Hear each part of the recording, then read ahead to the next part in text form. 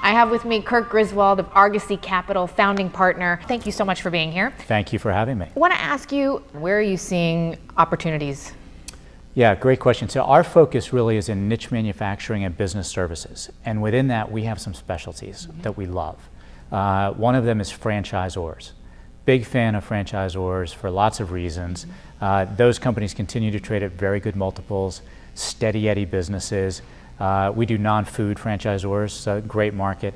Many industrial companies that are patented, have patented products, those continue to do well, particularly if they're selling into some of the infrastructure and growth areas that you've seen, although when you look at Europe now, who knows, right? That's going to be a big dampener on the market going forward. I think Europe, is questionable. I think it could be a real problem for several years to come. So we like industrials, industrial services, industrial parts. For example, we have an investment in a company that services generators. So with Sandy just coming through, with people realizing the electrical grid can go out at any time, if you're a hospital, if you're a Home Depot, you need the generators. Right. So we like those industrial kind of services that no matter what, you need the service, and that's going to keep on going. And that's where you're going to keep looking then? Yeah, we're going to stick to our knitting. We've been doing this now for 22 years.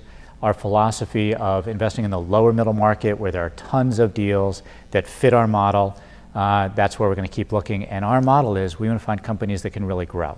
So on average, we double the size of the companies that we invest in the first 5 years. So what advice can you give to sellers? How can they get their ducks in a row to make themselves look attractive to you in the first place, and then to actually seal the deal? Great question. So we actually deal with a lot of family businesses that are being sold. We also deal with corporations that are carving out one of their divisions. In each of those cases, one thing that sellers can do that really helps the process is to clean it up a little bit beforehand by eliminating the things that are going to get added back. So if you have your kids on the payroll that no longer work there, just get them off the payroll a year in advance so that the numbers are clean.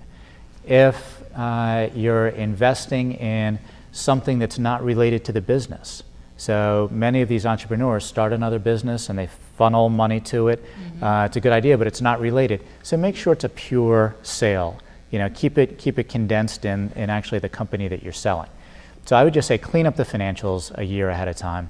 Make sure that the people who are working at the company are going to keep working at the company. They're incentivized. They want to stick around. If you need to bring in a new controller, CFO, salesperson, do it. Don't hesitate to do that, even though it's going to hurt your numbers a little bit. It's going to help in the long run. We, as I said, work with a lot of family businesses, and one of the things that we do when we're dealing with them is we understand that they want their business to continue. They want their baby to have a future. And so, for example, we invested in a company called Sutherland. It's a manufacturing company in Tennessee and Arizona. And in Tennessee, they've been there for 100 years, third generation. They are the largest employer in the small town in Tennessee. The family didn't want to sell the business because they were concerned about the employees.